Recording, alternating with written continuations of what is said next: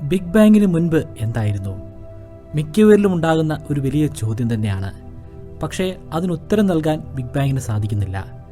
Big ബാങ്ങിലൂടെയാണ് ഈ പ്രപഞ്ചം ഉണ്ടായതെന്ന് പറയുന്നു. പ്രപഞ്ചം ഉണ്ടാകുന്നതിന് തൊട്ടു മുമ്പുള്ള ആ ഒരു സ്റ്റേജ്, അതിനെ നമ്മൾ സിംഗുലാരിറ്റി എന്ന പേരിൽ വിശേഷിപ്പിക്കുന്നു.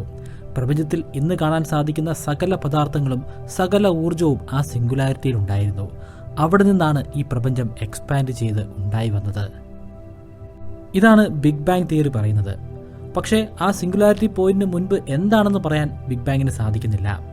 പക്ഷേ ബിഗ് ബാങ്ങിന് ശേഷം ചില തിയറികൾ വന്നിട്ടുണ്ട്. ബിഗ് ബാങ്ങിനെ ശരിവെക്കുന്ന തിയറികൾ തന്നെയാണ് പലതും.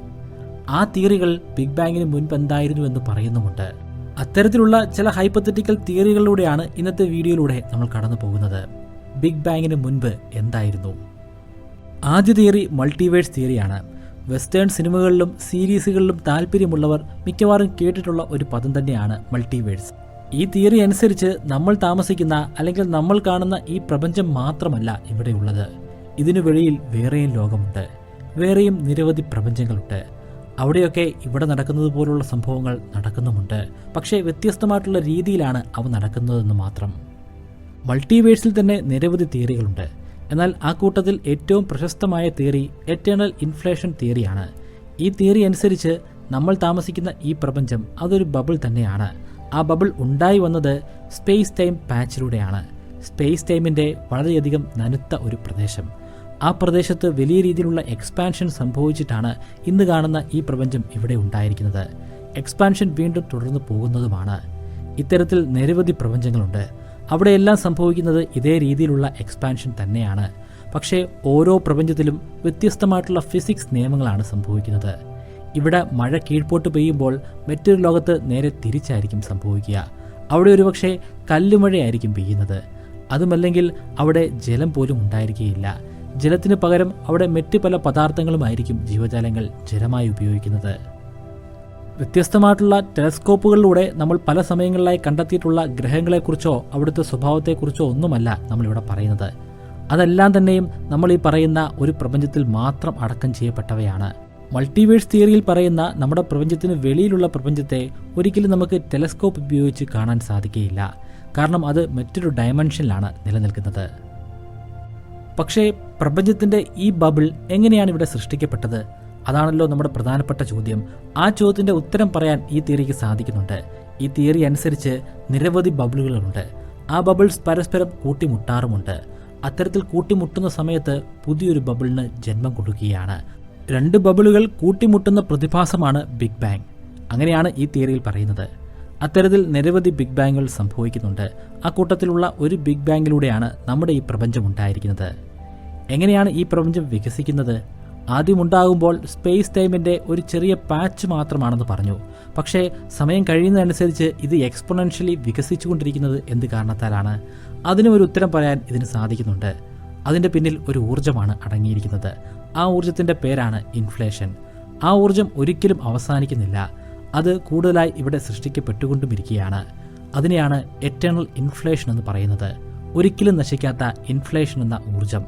ആ ഊർജ്ജത്തിലൂടെ ഇവിടെ നിരവധി ബബിളുകൾ ഉണ്ടായിക്കൊണ്ടിരിക്കുന്നു. ഓരോ ബബിളും ഒരു വലിയ ലോകമാണ്, ഒരു വലിയ പ്രപഞ്ചമാണ്. ഇങ്ങനെ ഉണ്ടാകുന്ന യൂണിവേഴ്സ് കൊളൈഡിംഗ് ബബിൾ യൂണിവേഴ്സ് എന്ന പേരിൽ അറിയപ്പെടുന്നു.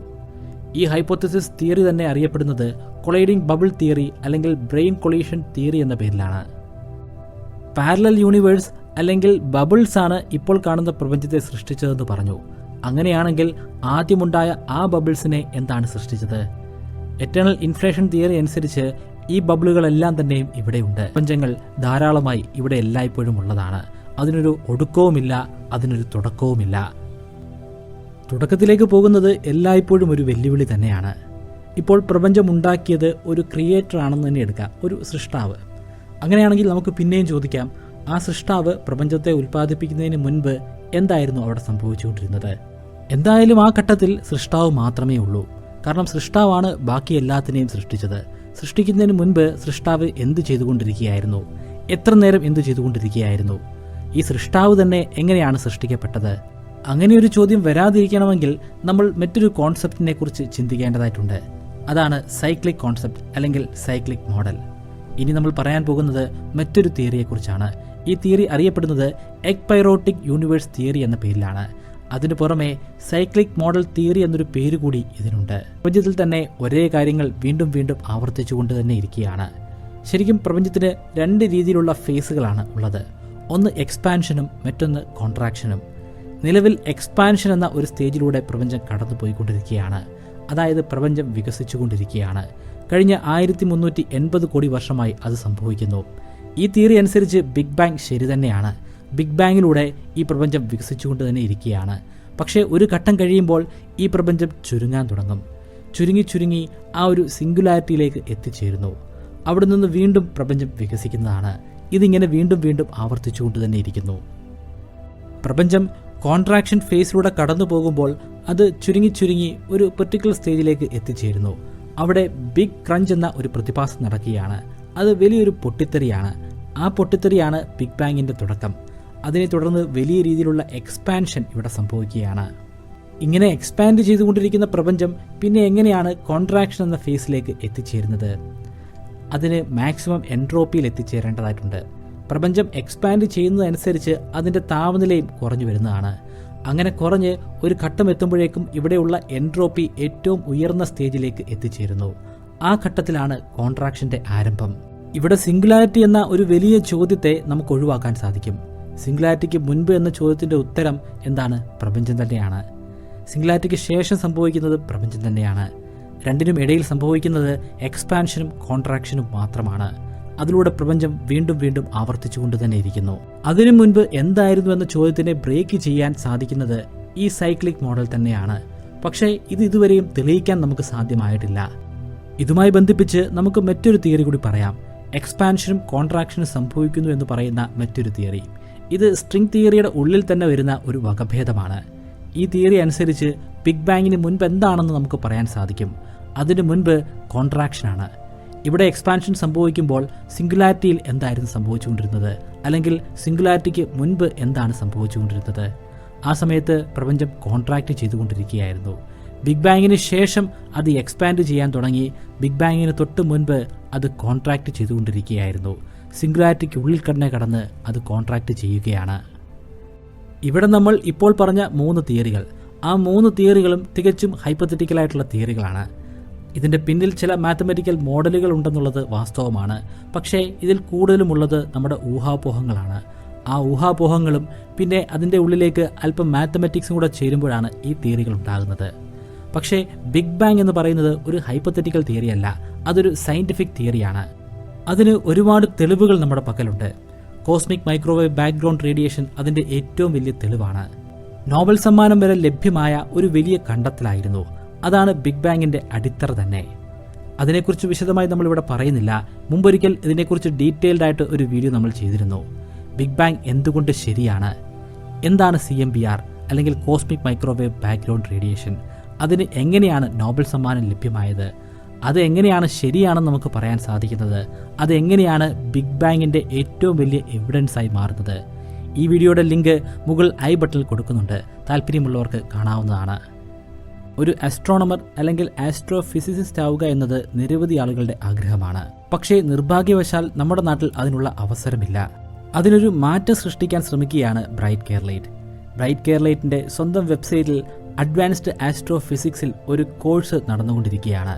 നിങ്ങൾക്ക് എപ്പോൾ വേണമെങ്കിലും ആ കോഴ്സിൽ രജിസ്റ്റർ ചെയ്ത് അറ്റൻഡ് ചെയ്യാവുന്നതാണ്. പൂർണ്ണമായിട്ടും ഓൺലൈനിലായിരിക്കും ഈ കോഴ്സ് നടപ്പിലാക്കുക. കോഴ്സിൻ്റെ ഒടുക്കം ഒരു എക്സാം ഉണ്ടായിരിക്കും. ആ എക്സാമും ഓൺലൈനായിട്ട് തന്നെയാണ് നടത്തുക. ആ എക്സാം പാസ്സാകുന്നവർക്ക് അഡ്വാൻസ്ഡ് ആസ്ട്രോഫിസിക്സിൻ്റെ സർട്ടിഫിക്കറ്റ് ലഭ്യമാകുന്നതാണ്. ഒരു തവണ ഫെയിൽ ആയാലും നിങ്ങൾക്ക് വീണ്ടും വീണ്ടും അത് അറ്റൻഡ് ചെയ്യാവുന്നതാണ്. വീണ്ടും അറ്റൻഡ് ചെയ്യുന്നതിന് വേണ്ടി പ്രത്യേകമായി ഫീസ് ഒന്നും അടയ്ക്കേണ്ട ആവശ്യവുമില്ല. പൂർണ്ണമായിട്ടും ഓൺലൈനിൽ നിങ്ങളുടെ വീട്ടിൽ ഇരുന്നു കൊണ്ട് തന്നെ നിങ്ങൾക്ക് എക്സാം അറ്റൻഡ് ചെയ്യാവുന്നതാണ്. നിങ്ങളുടെ സമയമനുസരിച്ച് നിങ്ങൾക്ക് ഇഷ്ടമുള്ള ദിവസങ്ങൾ ക്ലാസ്സുകൾ അറ്റൻഡ് ചെയ്യാവുന്നതാണ്. ഒരു ദിവസം തന്നെ ഒന്നിലധികം ദിവസത്തെ ക്ലാസ്സുകൾ ഒരുമിച്ച് അറ്റൻഡ് ചെയ്യാം. ഈ കോഴ്സ് ഏത് പ്രായത്തിലുള്ളവർക്കും ഏത് വിദ്യാഭ്യാസ യോഗ്യതയുള്ളവർക്കും ഒരുപോലെ അറ്റൻഡ് ചെയ്യാൻ സാധിക്കുന്ന രീതിയിലാണ് തയ്യാറാക്കിയിരിക്കുന്നത്. വളരെ അടിസ്ഥാനപരമായിട്ടുള്ള കാര്യങ്ങൾ പോലും ഇതിൽ വിശദമായി വിശദീകരിക്കുന്നുണ്ട്. കൂടാതെ ഈ കോഴ്സിൻ്റെ അവസാന ഘട്ടത്തിൽ എന്നോടൊപ്പം റിസർച്ച് ചെയ്യാനുള്ള ഒരു അവസരം കൂടി നിങ്ങൾക്ക് ലഭ്യമാകുന്നുണ്ട്. ഓൺലൈനിലൂടെ ആയിരിക്കും ആ റിസർച്ച് സെഷൻ നടപ്പിലാക്കുക. ഒരിക്കൽ ഈ കോഴ്സിൽ രജിസ്റ്റർ ചെയ്തു കഴിഞ്ഞാൽ ഇതിലെ ക്ലാസ്സുകളും സ്റ്റഡി മെറ്റീരിയൽസും നിങ്ങൾക്ക് ആയുഷ്കാലം ഉപയോഗിക്കാവുന്നതാണ്. അഡ്വാൻസ്ഡ് ആസ്ട്രോഫിസിക്സ് കോഴ്സിന്റെ ഫീസ് 3000 രൂപയാണ്. പക്ഷേ ഇപ്പോൾ നിങ്ങൾ രജിസ്റ്റർ ചെയ്യുകയാണെങ്കിൽ 50% ഡിസ്കൗണ്ട് ലഭ്യമാകുന്നതാണ്. അതായത് 3000 രൂപയുടെ കോഴ്സ് വെറും 1500 രൂപയ്ക്ക് ലഭ്യമാകുന്നു. ശ്രമിച്ചാൽ നടപ്പിലാക്കാൻ സാധിക്കാത്ത ഒരു കാര്യവുമില്ല. എനിക്കൊരു ആസ്ട്രോഫിസിസ്റ്റ് ആകാൻ സാധിക്കുമെങ്കിൽ നിങ്ങൾക്കും അത് സാധിക്കുന്നതാണ്. ഇപ്പോൾ തന്നെ ഡിസ്ക്രിപ്ഷനിലും ഫസ്റ്റ് കമന്റിലും കൊടുത്തിരിക്കുന്ന ലിങ്ക് ഉപയോഗിച്ച് രജിസ്റ്റർ ചെയ്യുക.